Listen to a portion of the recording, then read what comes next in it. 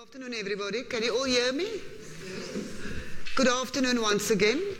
It is my pleasure this afternoon to introduce to you Associate Professor Shadia Sheikh from the University of Cape Town Department of Religious Studies. Shadia is Associate Professor she is also Head of Department of Religious Studies at the moment.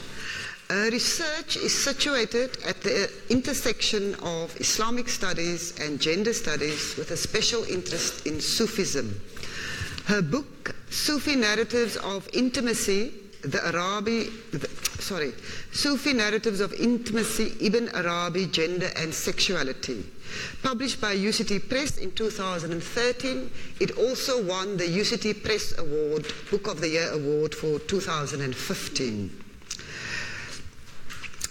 It was also shortlisted for the American Academy of Religion Constructive Reflective Awards in 2013. She also co-edited with Dan Maguire Violence Against Women in Contemporary World Religions, published by Pilgrim Press in 2007. During 2016 and 17, she was a research fellow at the Wissenschaftskolleg zu Berlin, which basically translates as the Institute for Advanced Study. There she was working on the project Gender, Justice and Muslim Ethics. Shall we give her a welcome?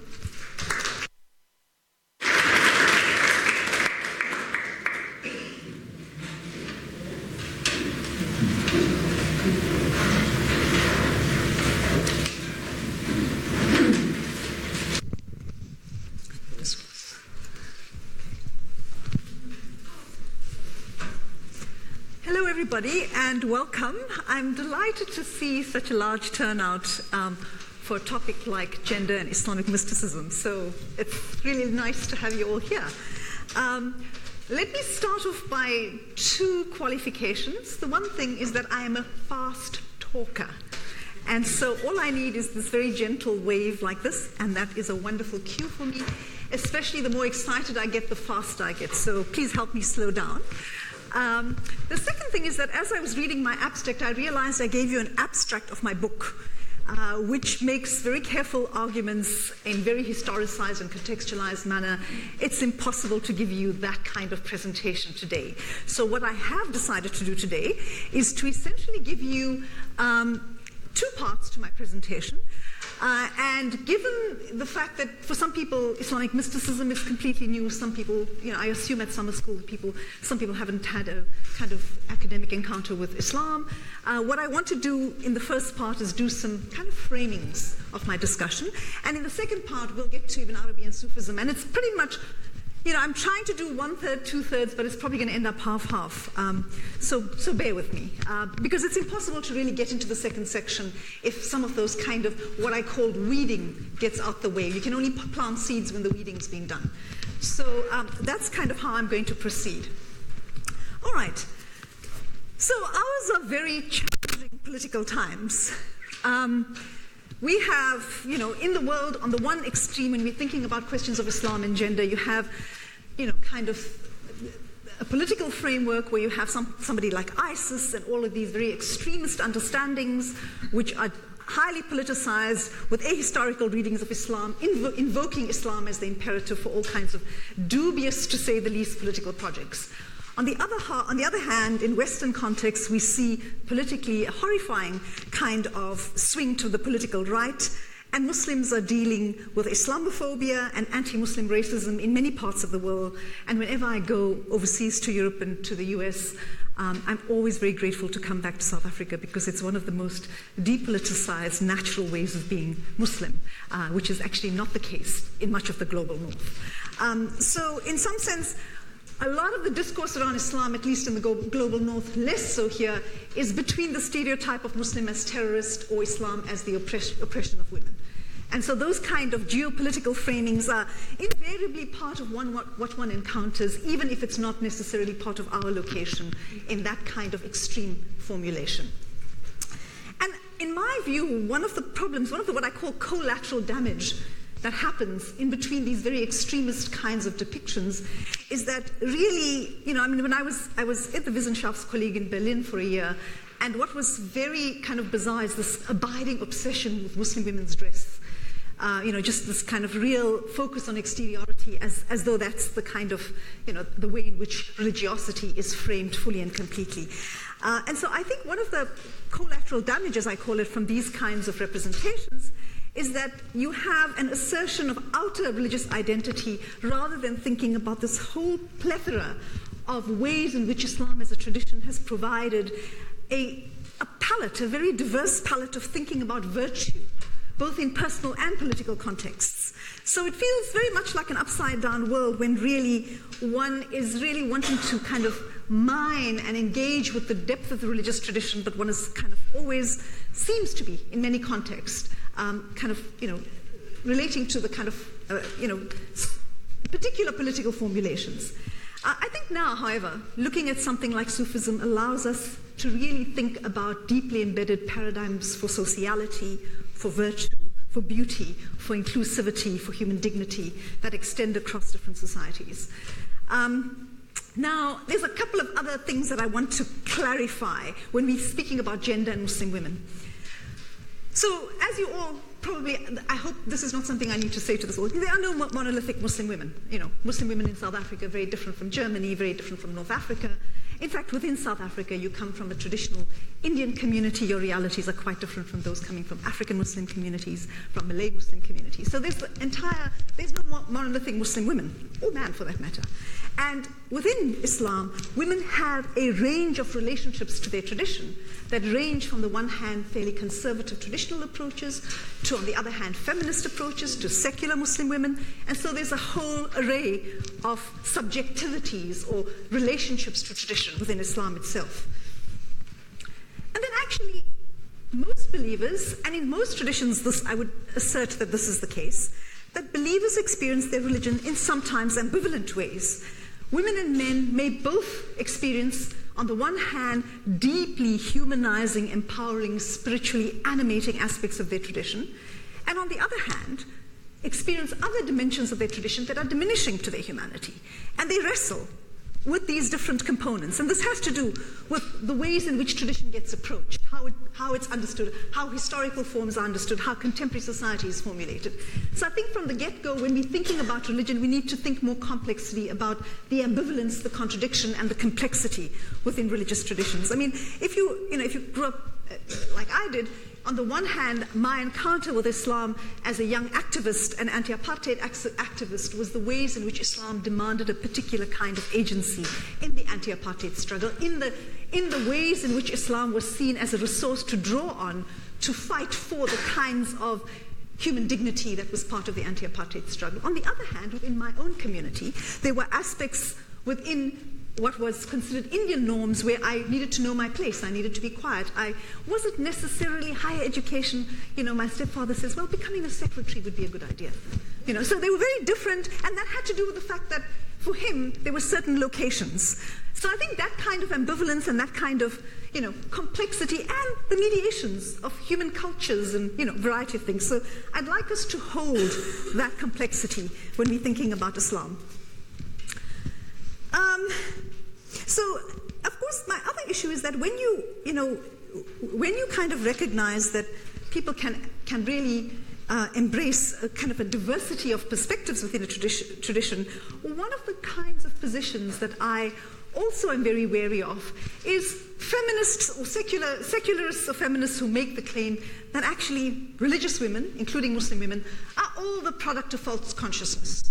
So they're adherent to religion because they've been brought up in a particular way, and religion is this indefensibly patriarchal experience. And there are feminists who say that and secularists who would argue that. And for me, that kind of discourse around women and gender is deeply problematic. It's assuming that people are incapable of analyzing their own reality on the one hand.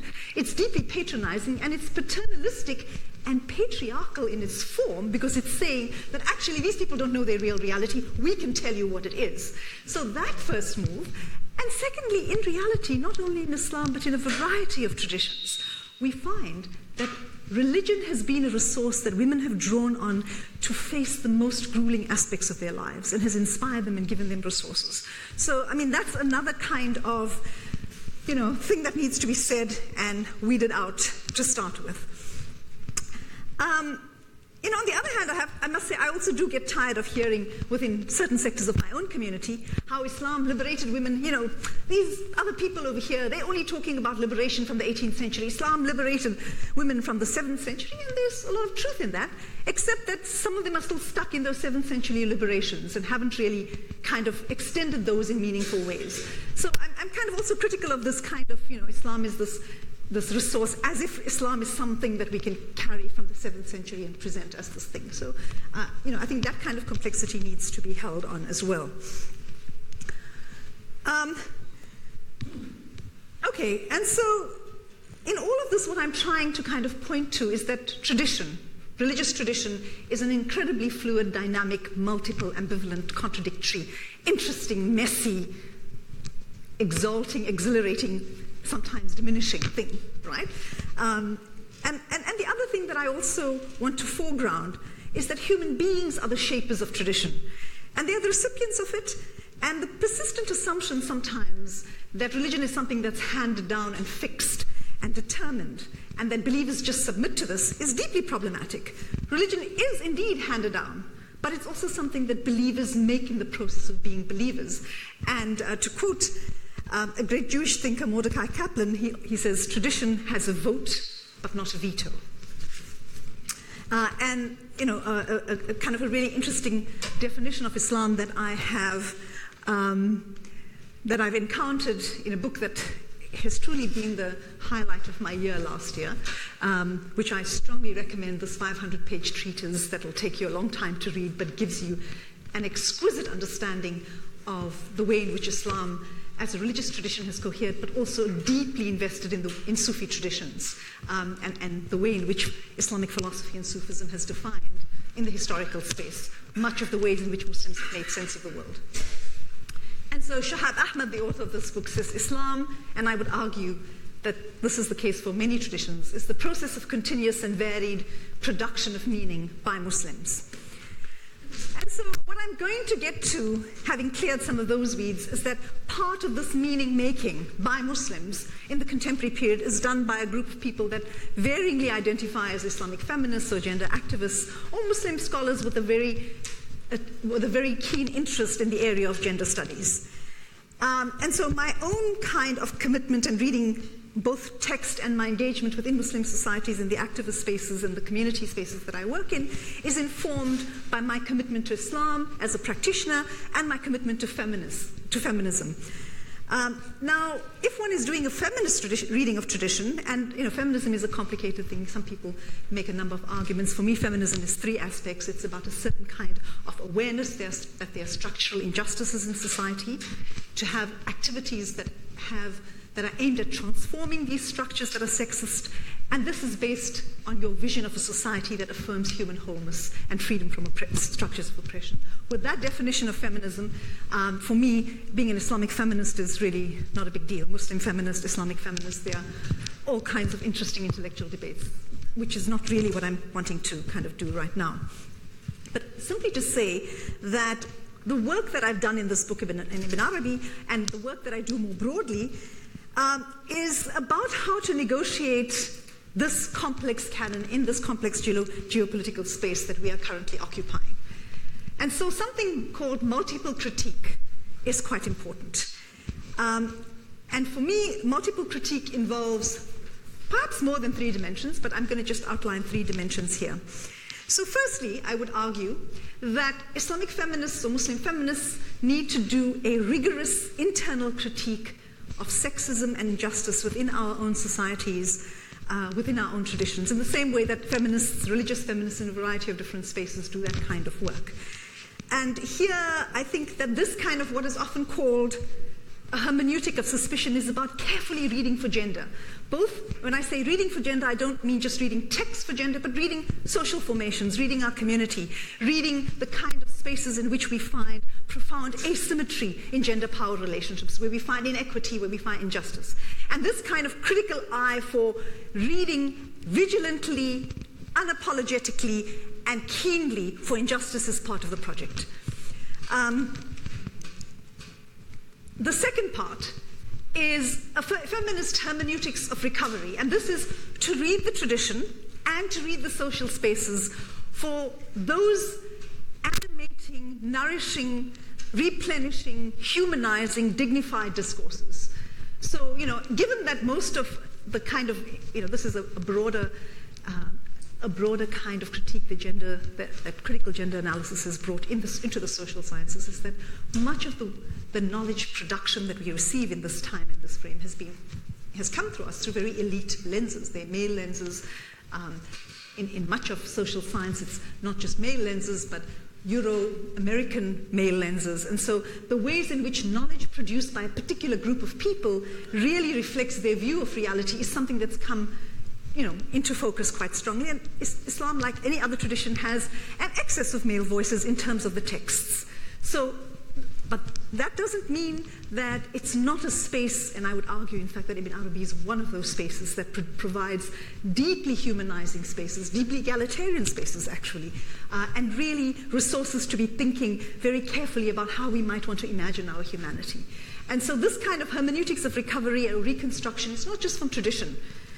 It's also from looking at spaces within our communities where people live lives that are flourishing, that live lives that are, in fact, deeply humanizing. And thirdly, how's my pace? Too fast? Please, could we have the light off the screen?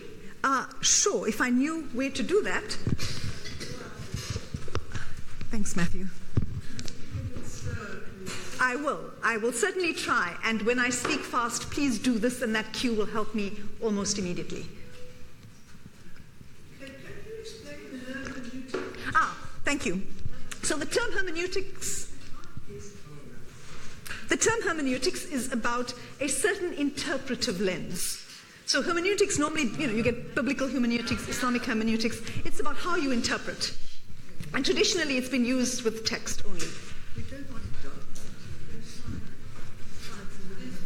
Oh, I have a slight problem because I actually can't see my notes now.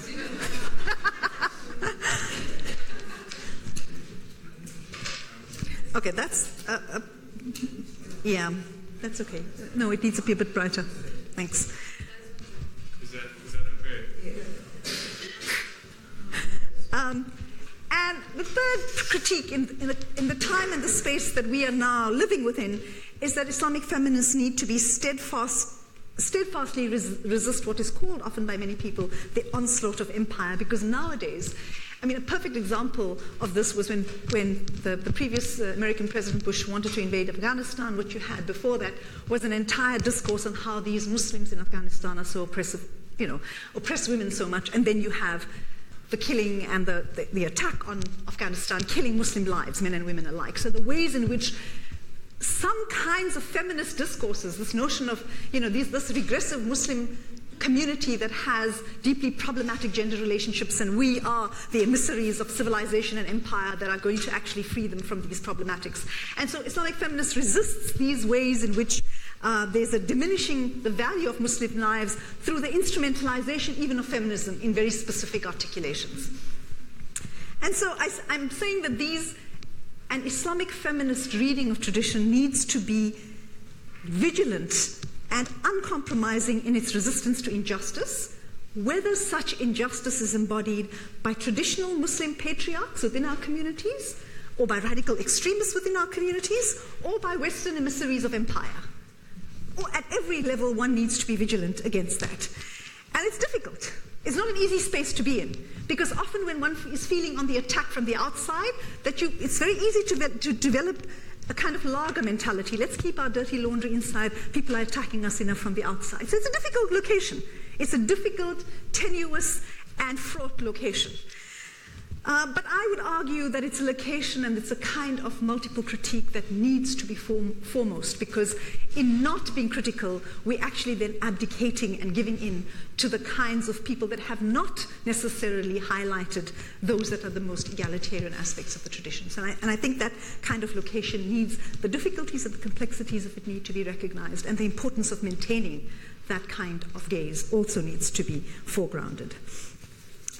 And so within this whole kind of space, the kind of work that I'm doing, and I'm going to present to you here, is really looking at Ibn Arabi within this number 2.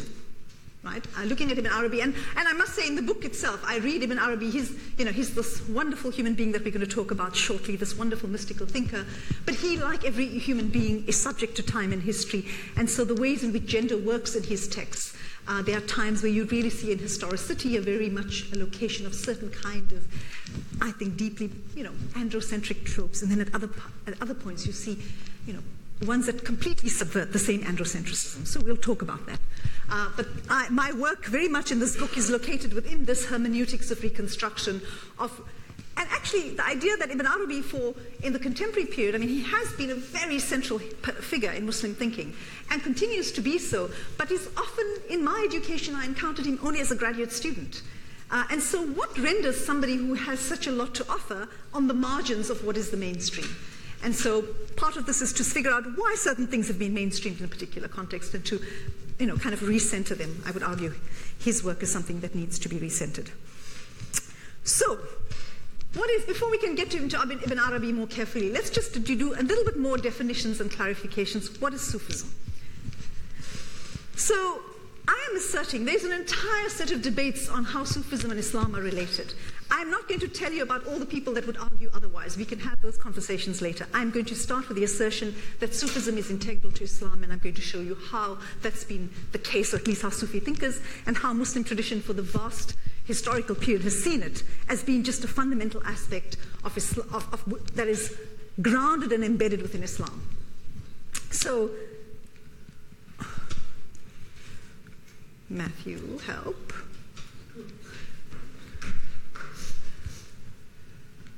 Wait, maybe don't help. There we go. There we go. All right. So this is a kind of a way to be thinking about how the different dimensions of Islam work. So if you're looking at this triangle, what you have here, some would argue there's a beautiful tradition where the angel Gabriel comes to the prophet and asks him to define these three terms. And the first one is Islam, and Islam not as a religious tradition, but Islam as surrender, literally meaning surrender. And the prophet says, well, it's about the 5 pillars of Islam: believing in one God, praying, going on Hajj, fasting in the month of Ramadan, giving alms, etc. So that dimension of Islam as doing, as certain acts of doing, and is really kind of associated with the body, is seen as one and the foundational dimension, what it is that you do.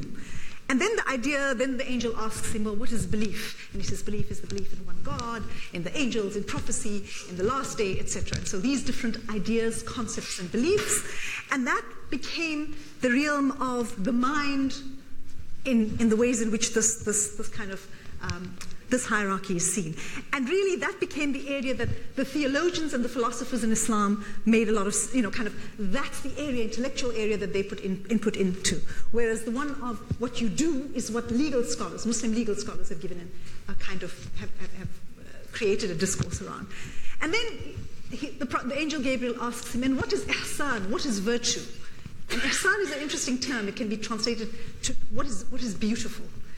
And the prophet responded to the angel saying, to act as if God can see you, and know that if you cannot see God, God always sees you. To be acting in a way as though you are in divine presence always.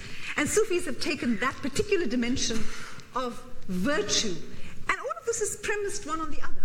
If you can't do the right action, the capacity for actual internalizing virtue is not, it's based on a foundation of certain actions, certain beliefs, and then the kind of cultivation, development, or refinement of those. Another diagram is this one over here, for that same relationship between Islam, Iman, and Ihsan. So it's here I put it as body, mind, and spirit. Here, the biggest kind of circle would identify that which people do in order to submit or call themselves Muslim, the very basic things. And once somebody says, I'm Muslim and I do certain acts, it's nobody else's business.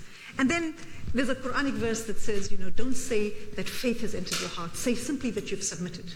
Faith will enter your heart when it will enter your heart. And so submission and faith,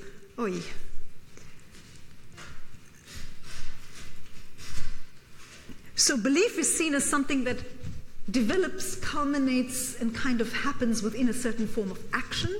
And then when those things are deeply refined, doing the beautiful, and that is the area of Sufism. So this is a model of how Islam is thought about by its practitioners, or by Sufi practitioners in particular. And in history, we found various different times where somebody was a jurist, a theologian, and a Sufi. And sometimes you have jurists that say these Sufis over there are a problem. So you have all kinds of relationships between Sufis who are theologians and jurists, or those that are not and who are doing their own thing. And Sufis themselves historically have been very, very diverse. But my claim here, and we can talk about it later if you want to, is that Sufism is integral to Islam, and I would argue, and Shahab Ahmed's book is wonderful for making the argument, that it's always been, thank you, part of the Muslim tradition. Okay, so I'm going to skip this. Okay, so Ibn Arabi is a 13th century Sufi who I'm going to spend some time telling you a little bit about. Very basically, the bare bones of his biography is that he was born in Murcia, which was in Andalus, in the 12th century, and he traveled extensively. And his most famous works are the Meccan Openings and the Fusus al-Hikam as well, which is the bezels of wisdom. He's traveled extensively in various parts of Muslim lands. He finally settled in Damascus, and he died there in 1240.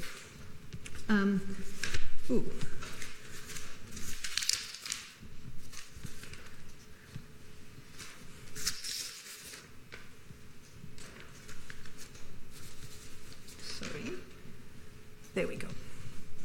So, just a little bit of biographical information. I first, as I noted, encountered Ibn Arabi when I was a graduate student, and I was reading his text in a course in Sufism, and I was reading the Arabic text together with the English translations with a friend of mine, and and then I wasn't actually reading anything on gender, I was reading on God and human beings, and I remember just feeling like time stopped for me. There really was a sense in which his particular notions of what it means to be a human being were genuinely transporting. And, much of what he says about human nature and existential possibilities within the Muslim tradition is found within a broader theological map. So I'm going to give you Islamic Theology and Cosmology 101 in 5 minutes. And I am very confident about your intellectual agility to follow me. I'm going to try and keep it, So in order for us to understand how he speaks about human beings, we need to understand how Ibn Arabi, other Sufis and theologians speak about the nature of God in Muslim tradition. And so in Islam, the notion of God as residing between these poles, these theological poles of transcendence on the one hand and immanence on the other, transcendence meaning utterly different, utterly other, immanence as in intimately close. And so the Muslim theological conceptions really kind of live between these polarities and embrace them both. And so, for example, the Quranic idea that God is one, the eternal refuge, there's none equal to God, God does not beget, nor is God begotten, or that no vision, both of these Quranic ayahs speak to this kind of idea that God can't be grasped by vision, he's beyond all comprehension, and yet is acquainted with all things, on the one hand. On the other, there's the Quranic verse that says, we created the human being, and we are nearer to him than his jugular vein. Another verse that says, to God belongs the east and the west. Whithersoever you turn is the face of God, for God is all-pervading, all-knowing. And much of Islamic theology really kind of develops from understanding the nature of this balance. And actually there's one beautiful kind of reflection by Ibn Arabi on the nature of transcendence and immanence, which I thought was it's profound, and it also has this wonderful mystical way of unsaying any certainty one can have. And he says, if you affirm transcendence, you bind. If you affirm immanence, you define. If you affirm both, you've hit the mark. You are a leader and a master in the spiritual sciences. So this very interesting kind of dynamic fluidity that's demanded on the spiritual path. Now, Muslim thinkers have worked between these theological polarities through the notion of God as, so unlike So Islamic tradition and theology is very clear that there are no images for God. There are absolutely no images for God. There are no, so the way in which God gets known or is talked about in the theological, in Muslim theology, is about essence and attributes. The essence of God is entirely mysterious and unknowable. How human beings and all of creation might know God is through God's, what the Quran calls the beautiful names, the qualities or the attributes. And traditionally within Islam, there are 99 different names or attributes of God. They, in fact, the mystics would argue even more, but these are the 99. And they're very interesting because they range from the expander to the great, to the king, to the intimate one, to the loving, to the one who births things, to the one who takes life away. What's very interesting about this, the one who exalts you, the one who humiliates you, the one who is the possessor of majesty, the hidden, the manifest, the first, the last. So it's a very interesting way of thinking about it. In fact, they're not only the positive things. There's some very interesting, and what I think is most compelling is the notion that these attributes actually comprehend the entire canvas of what is created. And so it's a very interesting way to be thinking about this. So this is how Muslim theologians have made sense of the nature of the divine is through the 99 names. And all of creation, every single created being, is a manifestation of these 99 names, right? Now, some creations have manifestations of certain qualities. So not all creation, in fact, decisively not all creation has all of the 99 qualities. The only being that has been created within this theological framework that has the capacity to embody, reflect, and manifest all 99 potentially in perfect balance is the human being. That's what renders human beings human. The capacity to reflect, to harmonize, to balance all of the 99 attributes of the Divine One. So, a mountain might have strength, but it doesn't have something like gentleness. A lion might have certain kinds of, king-like qualities, but doesn't have other qualities. So this notion that human beings potentially can embody all 99 attributes, and the very purpose of human existence is to refine the qualities that you have so that they can be balanced. And we all, as each human being is born and has, comes into life with a very different constitution, temperament, nature, etc. And that the purpose of the spiritual life is to recognize what your balance, what you need to balance. Each of us have particular challenges. Somebody might have more anger, somebody might have too much gentleness and not enough assertion. All of these things are seen as spiritual qualities, and the path of the spirit is to be able to work on refining, cultivating, and developing this kind of balance. Now, the human being that, in fact, so in Ibn Arabi's terms, human beings. So just before that, this is a tradition that God purportedly said, "I was a hidden treasure, and I yearned to be known, and so I created all creation in order to be known." And so human beings then have the capacity to know God in a way within this framework, in a way that no other creation does. And a human being that has attained these full spiritual possibilities, and they are few and far between, they're seen as the saints of the time and the prophets, are considered this archetypal capacity, the complete human, al-insan al-kamil, as it's called in this tradition. And so the idea is that human beings aspire towards this archetypal completion, the state of completion. So much of the path towards this is the polishing. The idea is that there's another very interesting and important tradition that Sufis and others take very seriously, that the heavens and earth do not contain me. This is God speaking. The heaven and earth do not contain me, but the heart of my faithful servant does. And so the work of the spiritual path for Sufis is the polishing of the heart. The images they use are very interesting. It's the idea that there's this mirror that gets rusted over by actions that are improper or unvirtuous or simply forgetful.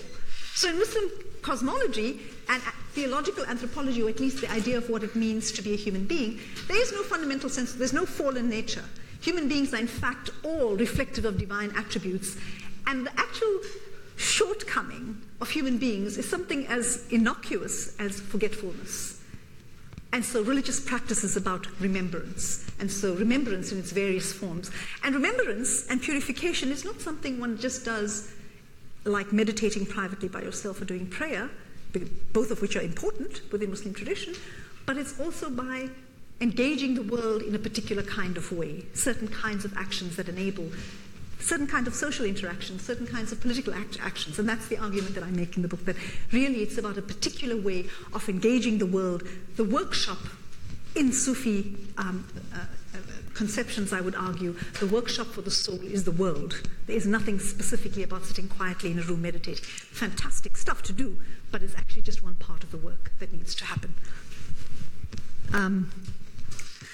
And so what is very kind of compelling with Ibn Arabi is that he gives you these incredible cosmological maps, he gives you these very elevated and exquisite definitions of what it means to be a human being, and then he states in a variety of different spaces, very explicitly, So Ibn Arabi is actually one, in Muslim tradition, the mainstream or the vast majority of thinkers would argue that prophecy, that the station of prophecy is only something that's given to men.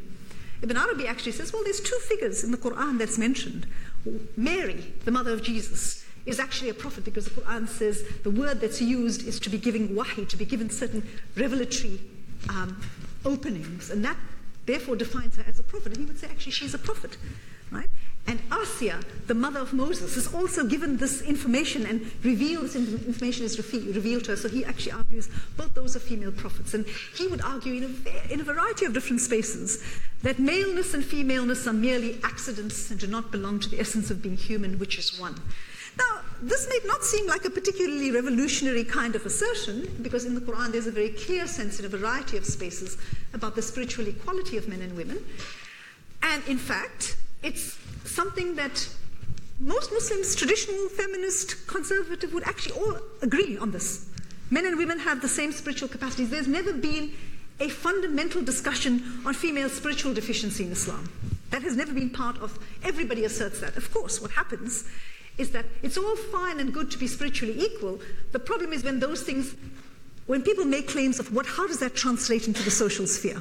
And that's when people have very, very different opinions. Some would argue, well, you're nice and equal over there, but over here, there's a whole different ways that men and women need to operate in very different ways. And in fact, perhaps men and women do, in certain spaces, need to operate differently. But what about questions of equality? What about questions of hierarchy? How do those frame? Those are the more critical questions. And what I find very, very compelling about Ibn Arabi's work is that, in fact, he makes, in a variety of different places, a very clear argument on the translation of spiritual equality into the social sphere, right? So he would argue, he not only says, there are three examples that I want to spend a little bit of time reflecting on, and then I want to give us time to speak together. So, before I look at his examples, one of the things that I really, really enjoy about him is that you'll encounter in his work, for example, one of the things that he looks at is the ways in which you can think about creation models, or what religious studies scholars would call cosmogonic myths, how the world was created.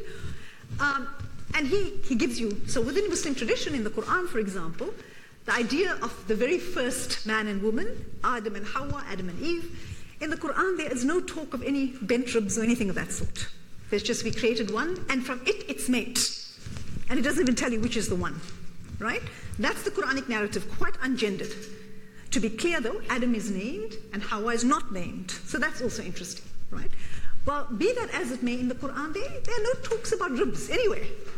Then you have the entire exegetical tradition.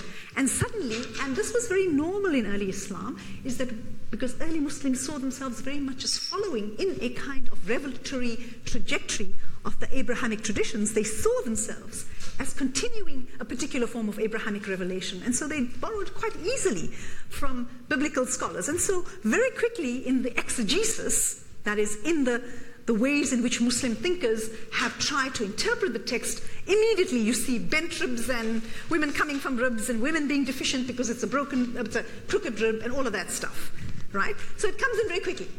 It's not in the original text, it comes in all of the interpretive stuff. Of course, who's interpreting? The dudes are, right? So it's interesting, and that's just how it was. What Ibn Arabi does, quite beautifully is that he takes this, having inherited, it's not my phone, is it? Okay, so what he does, let me give you a minute to switch that off.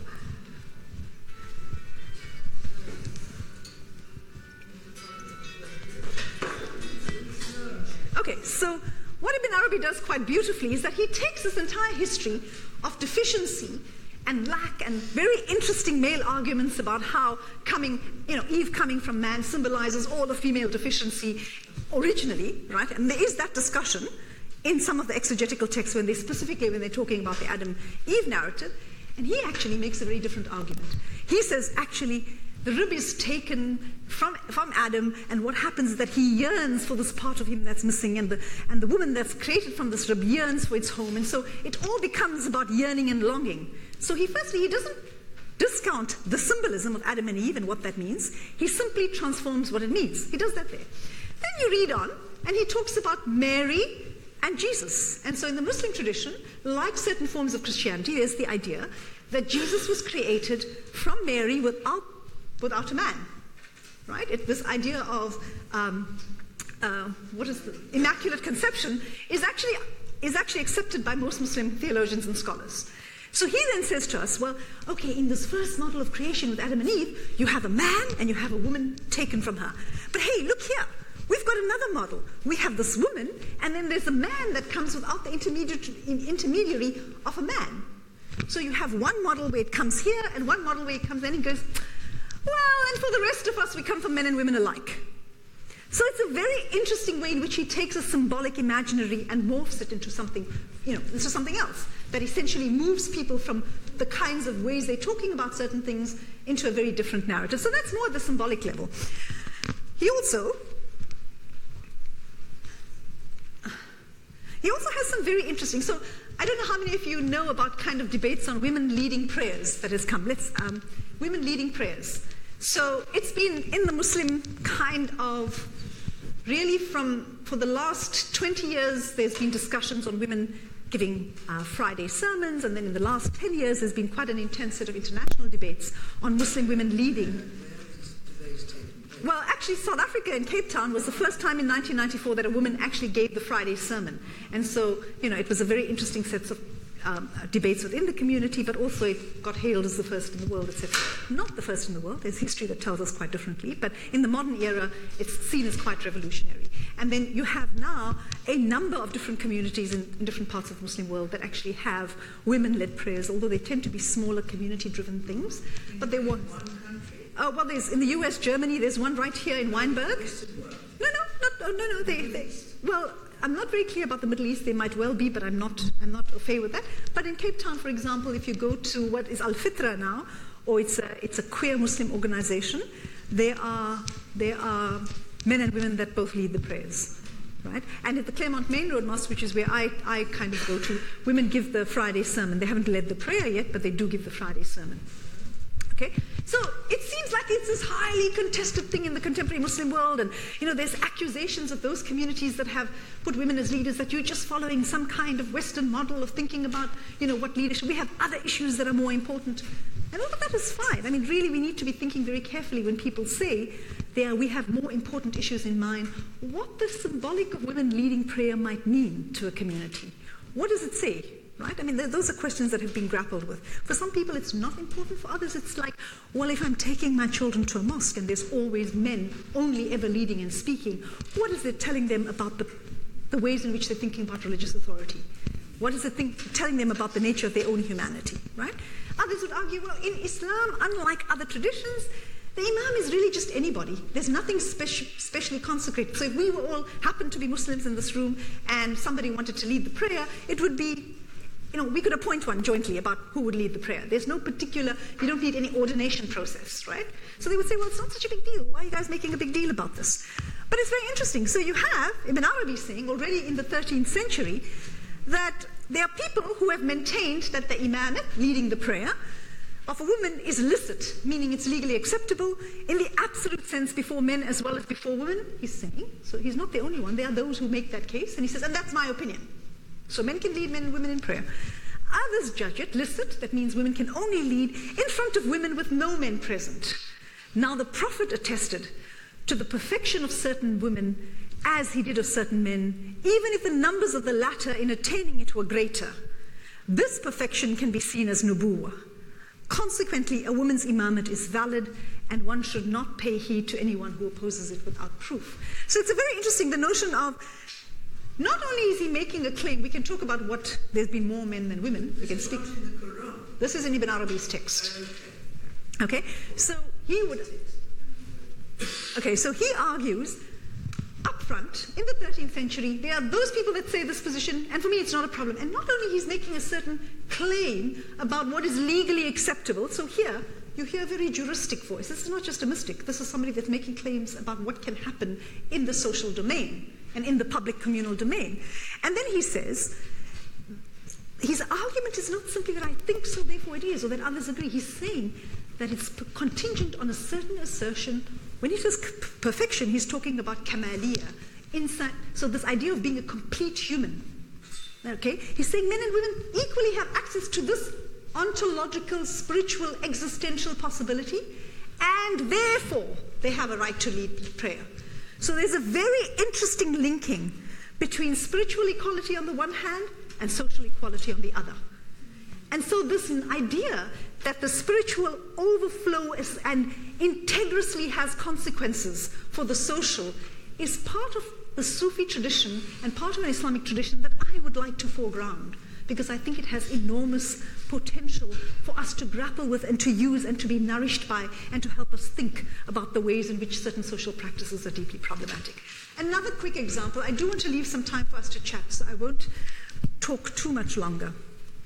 So there's a whole discussion about what women should cover and what they shouldn't cover and all of this, right? And so the idea, the word aura, really, it has multiple ways in which it's interpreted, but often it's seen as nakedness or that which one should cover, right? And so he says some people argue that all of a woman's body, with the exception of her face and her hands, constitute the aura. Another group excludes her feet, while a third group, this is a juristic voice. These people think that, these people think that. In our opinion, the only part of her body that are aura are her genitals. God the Exalted said, when they tasted of this tree, their shameful parts became manifest to them, and they began to sew together the leaves of the gardens over their bodies. God put both Adam and Eve on equal footing regarding the covering of their shameful parts, which are their genitals. If women are still ordered to cover their bodies, it is for the sake of modesty and not because their bodies are inherently shameful. So this is a very interesting logic. If you're thinking about certain kinds of opinions about what women should cover, there's often the argument that there are larger parts of a woman's body men absolutely have to cover from here to here, but women, well, as he says, they're different positions. He's arguing on an ontological basis again. So Adam and Eve represent something about the fullness of human capacity. And he says God put them on the same footing. So he says the thing that absolutely is to be covered is the same. Now, if for the sake of modesty, and what he's introducing in my reading at least, is a social vector. Modesty is very much determined in terms of a social vector. And so if modesty requires other kinds of covering, that's a question of modesty and how that a human community defines that. Existentially and ontologically, men and women should be covering the same amount. So the argument that I'm simply making is that Ibn Arabi is a fantastic interlocutor, not only to be thinking about the integrity between the spiritual and the social, in my view, but he's incredibly elevating to be talking about when you're actually just reading him on theology. I mean, to think about the various registers of what human spiritual practice might involve, what the purification of the heart means, what egotism. And the other last point that I want to make about Sufism, I argue in my book, and you can get a very careful and nuanced argument that gives you very kind of systematic kinds of positions. Two fundamental Sufi assumptions, foundational assumptions that I think really enable us, those of us that are thinking very much about gender equality and equality more broadly, is that there are two Sufi assertions about human nature that are very valuable to be thinking about. And that is, firstly, that a human being the value of a human being is contingent on your inner state. So your virtue, your inner state, right? The state of your heart.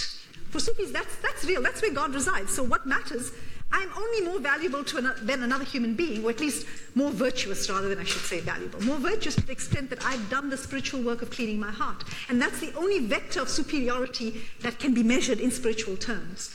So anything else, what kind of body I am, what kind of sexual orientation I have, what kind of gender I have, what kind of race I have, all of those things are immaterial in real terms. Those are entirely inconsequential. What truly matters is the state of my heart. That's a very radical assertion. And Sufis do a lot of work on making the case of why value is about the state of the heart, and that's how human beings are valued.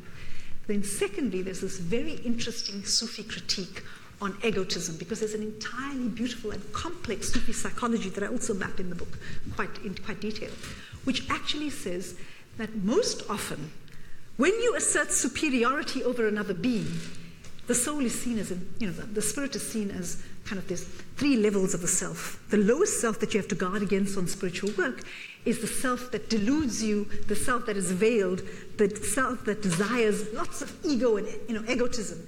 And for a Sufi, you have to grapple with those callings. It's normal, but you have to not give in to them. It's the more hedonistic, the more egotistical. I am better than somebody else based on some kind of immaterial thing. And so for Sufis, you have to be very, very careful about this lower self. And in fact, they make the argument that any assertions of superiority over another is often just the lower self, what we would call in Muslim tradition, or the Quran calls the nafs al-ammara, the one that commands to evil. And so patriarchy, sexism, racism, heteronormativity, all of those things are making an assertion of I am better than you on the basis of this arbitrary thing. Right? And Ibn Arabi and other people would say that was the reason that in the Muslim tradition that Satan never bowed down. He said, I am better than you to Adam because I constitutionally am made of fire and you are made of clay. I mean, this is, in my view and in the view of some thinkers, the archetypal act of racism, sexism, all of the I am better than you. And so there's a real spiritual vigilance against those imperatives. And so I'd like to end quickly with a story, or with a very interesting, of course, one of the other very interesting aspects in Muslim tradition is that Sufi communities from the earliest period had a number of Sufi female masters or teachers who actually lived in ways that were very non-normative. So they often lived by themselves on the outskirts of society, and they were accepted. Outside of domestic roles, they did their spiritual work, they got on with it. And so there's a very interesting, I also map that history in the book. It started already in the 8th century, right? And so you have it in different times and different groups. But I want to end with this story. So you have this early kind of archetypal Sufi, Rabia al-Adawiyya, and apparently in the 8th century, she was known as this incredibly accomplished spiritual savant. And these men came to her and they said to her, all the virtues have been scattered on the heads of men. The crown of prophecy has been placed on men's head. The belt of nobility has been fastened around their waists. No woman has ever been a prophet. And remember, I said the majority of Muslim thinkers think that women have not been prophets. And to this, Rabia replied quite calmly, all that is true. But egotism and self-worship and I am your Lord have never sprung from a woman's breast. All these things have been the specialty of men.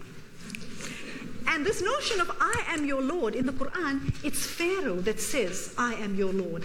It is the archetypal disbelief when you make a false claim of being God. Because ultimately in Quranic theology, Tawheed, God's absolute oneness, is the theological imperative. So it's a cutting critique. These dudes come and saying, and she simply says, hey, true, I don't have to be all those things, but I have never made this archetypal assertion of superiority. That is the specialty of men, and I would argue that is the specialty of patriarchy. Thank you very much for your time, and maybe we have some time for some questions.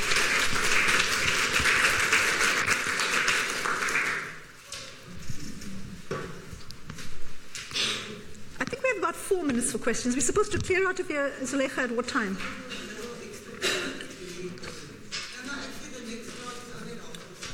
Okay. All right. So we have some time, and yes.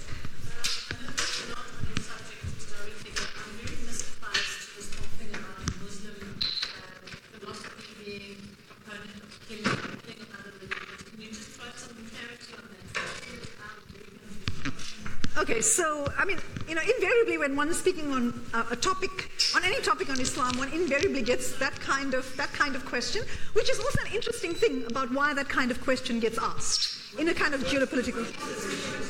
I'm sorry? That Muslims allow the killing of others. And it's precisely the kind of geopolitical context that presents us with this assertion, well, Muslims do that kind of thing. Well, Muslims do the same thing that other people do. They're on the whole spectrum of humanity. And the idea is that for people that find arguments in a historical manner from the text, it is the product of a particular socio-political historical moment where when people invoke a particular kind of tradition, it is indeed perhaps the way in which they read the tradition, but to argue that the only motivation for a particular kind of political act is based on a religious tradition, I think, is inaccurate. Because invariably when people invoke that, there's a larger socio-political context of resistance, of oppression, of how they're thinking about things that happen. Now there's an entire ethics of war in Islam.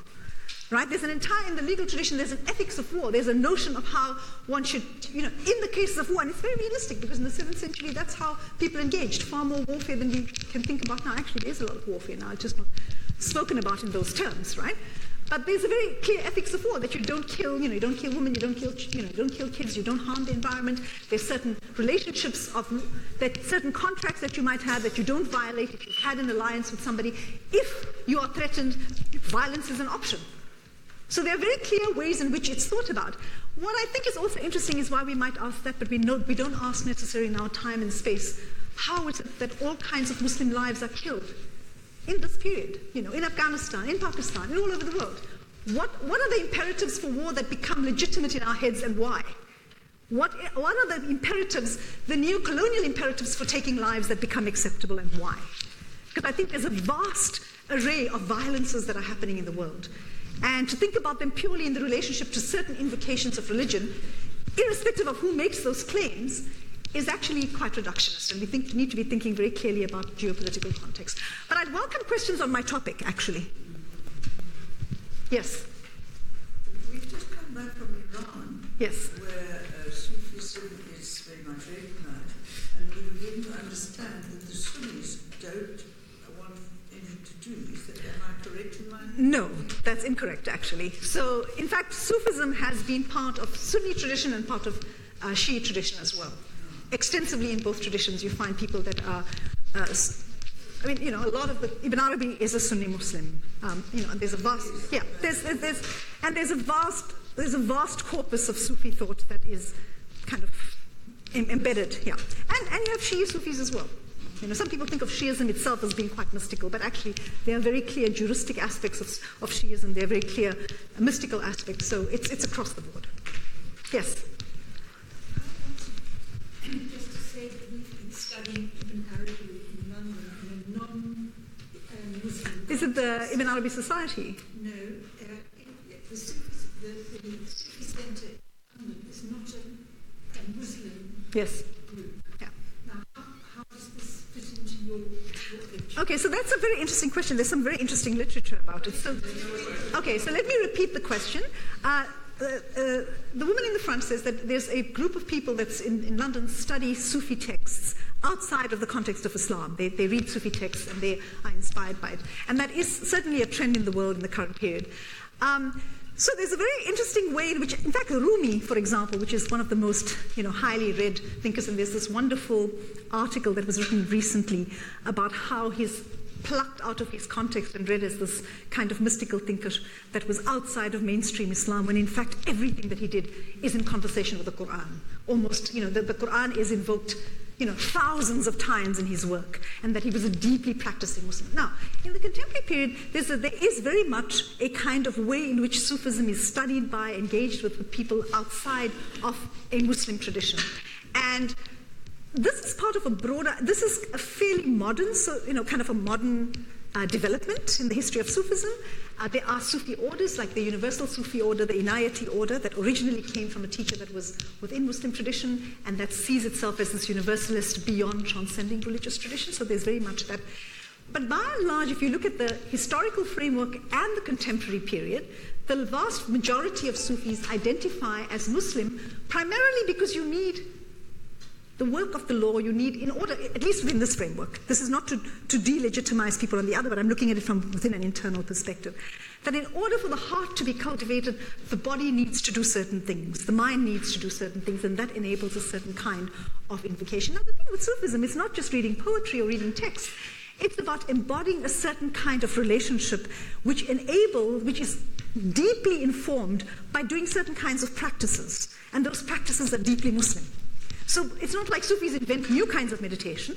They take certain attributes of God. So, if you are with a Sufi teacher, the Sufi teacher could give you a particular set of litanies. Now, he would say we were a community and there was a Sufi teacher, and he would say, well, this is what all of you need to do every morning.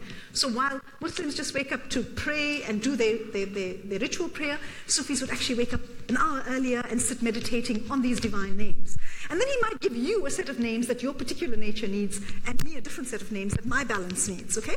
So the long and short of what I'm trying to say is that much of Sufi embodied refinement is contingent on a set of practices that emerge from the Islamic soil. And so in order to be integrous to that, it would need to come from that practice. And so historically, Sufism has never been separate, although to also give the other perspective is often you find there's this exquisite book called Mystical Languages of Unsaying, which gives you a kind of conversation between somebody like Meister Eckhart on the one side and Ibn Arabi on the other. And so what you find is a resonance of some very profound understandings of reality and truth that seem to be very universal. And so I think that people that are reading Sufism outside of the context of Islam are taking these very universal themes that actually have resonance for human beings, irrespective of whether they practice, they're practicing a religious tradition or not. And there's certainly, in the modern period, so I would say that there are actually just tariqas, not just people that read, but actual groups of people that say they are practicing Sufism and they don't identify as Muslim, but that is a modern phenomenon historically.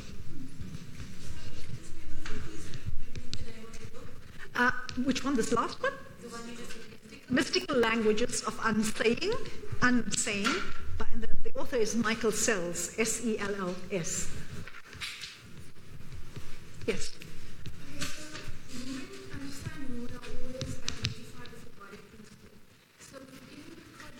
By whom?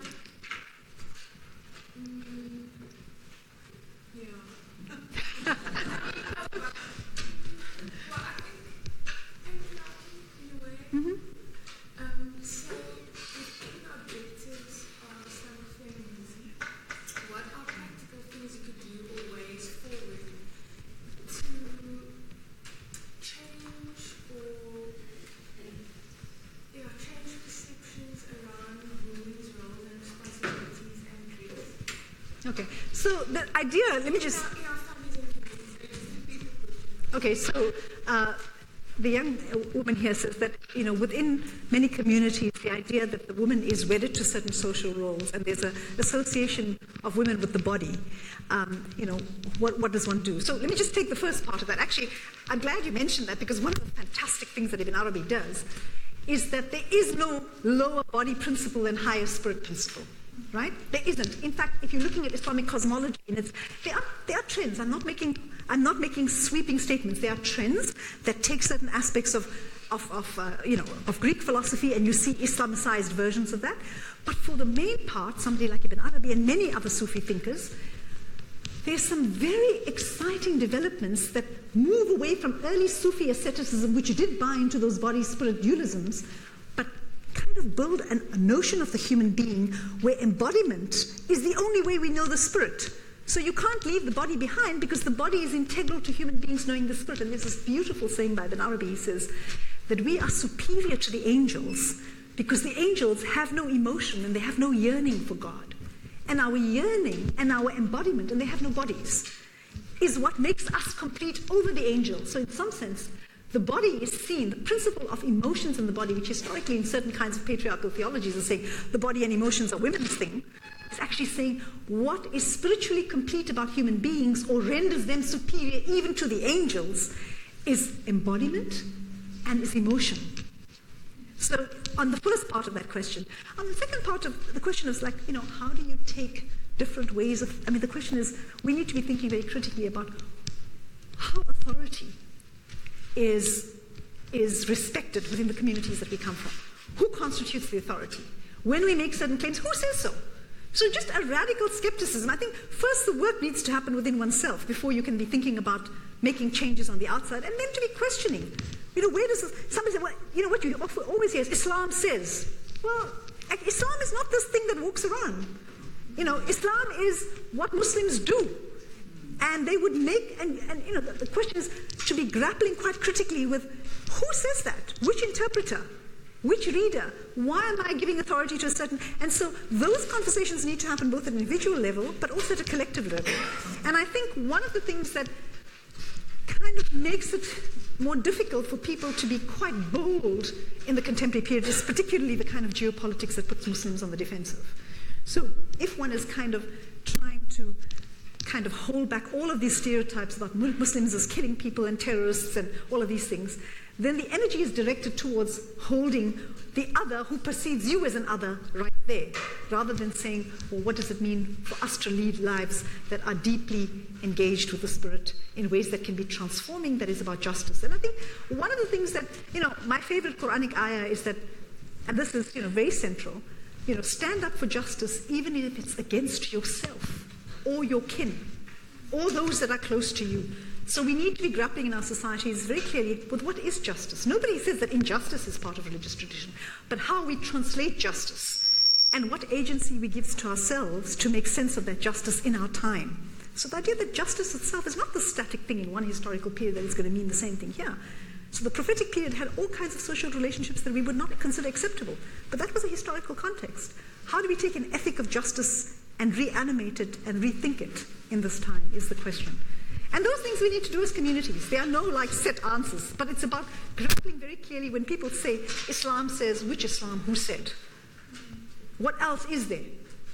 Right? So that hermeneutic of suspicion, and then to go and actually learn what else is available.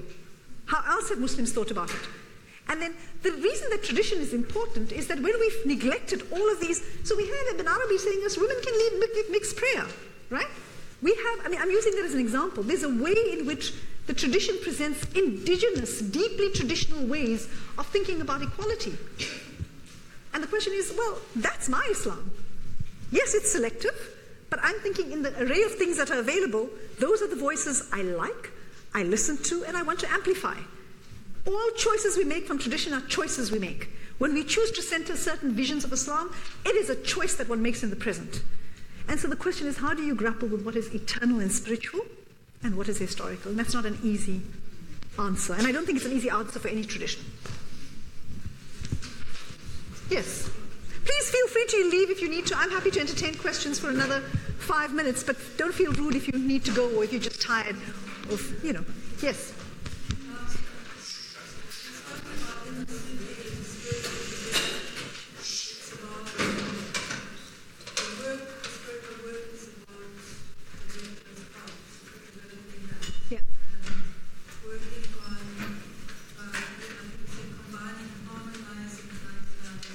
Yes. Attributes within oneself. Yeah. Would that also be the aim of people who practice spiritualism as across other religions?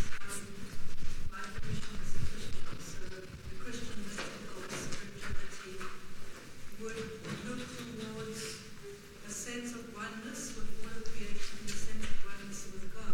Is that what that was saying for within the Sufis? So I think, there are two parts of this question. The first part is that I think Sufis would argue, or Muslims would argue, that what God has given every human life is exactly the same. So whether one speaks of it, I like to think of religion as languages. I like to think of it as languages that kind of frame your own conditioning, where you come from, what resonates for you. And so it's different languages of yearning for the deepest, the highest, the most exalted, right? And so the argument that every human life is given that, and how we choose to refine it is really the work of every life, irrespective of where you are. And you can get that refinement in any tradition. And Islam actually is a religion that fully embraces the possibilities and the realities that different people in different traditions actually can get to God. And it's not your business to get involved in that, right? So that's the first thing. The second part of your question, I thought there was a second part to your question. Well, so it would be also then important, as in other spiritual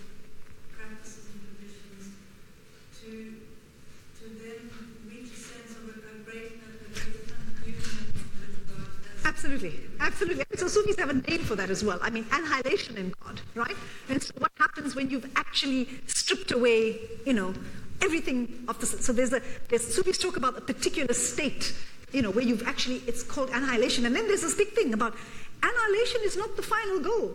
It's subsistence. So when you actually have this spiritual experience of oneness with God, I mean, the idea, of course, is that you live in a complete perception of what this oneness is in your everyday state. But spiritually, with certain kinds of meditation practices, certain kinds of social practices that clean your heart, you can, and you have, and Sufis have this long history, this long tradition of recording experiences of annihilation, fana, the annihilation in God. The argument is that that's not your goal. Enjoy it. Good spiritual candy. Enjoy it, right?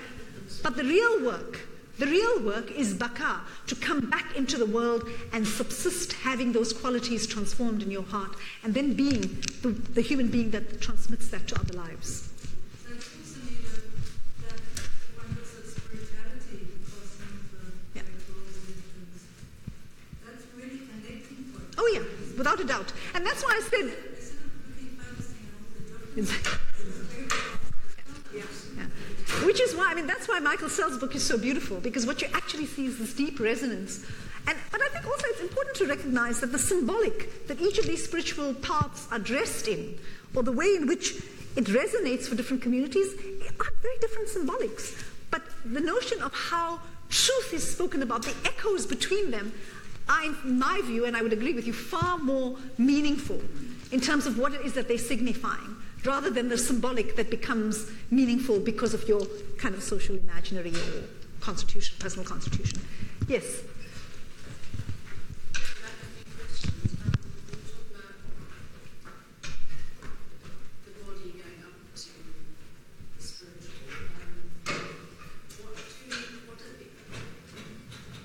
What doesn't Islam understand about Christianity and our belief that God became man in order that man was divinized and become God-like? I'm not quite clear. Okay, so within Islamic tradition, Jesus is seen in the kind of Unitarian concept, right? He's seen as a prophet. And so for Muslims, the idea that Jesus is the Son of God, or that Jesus is the Son of God, and there's this kind of relationship, is not seen as theologically what Muslims understand the nature of Jesus. Jesus is seen as, amongst other prophets, like Prophet Muhammad, a messenger of God. And in fact, there's some very interesting, very pithy kind of Sufi aphorisms that speak about how each one of us is Jesus, right? In that kind of this notion of the divine being within every human being, this notion of God's heart residing, God residing in the heart of every human being. So theologically, the fundamental difference between Muslim theology and Christian theology, or at least Trinitarian Christian theology, because of course, for the first 400 years of Christianity, the creed of the Trinity was simply not part of how Christians thought about their tradition, right? So this idea of Unitarian Christianity, early Unitarian Christianity, which also thought about Jesus as a prophet, is how Islam sees its theology or its understanding of Christianity. And they would consider the idea of God, man, or the kind of Trinitarian concept as something that they don't find resonant or acceptable.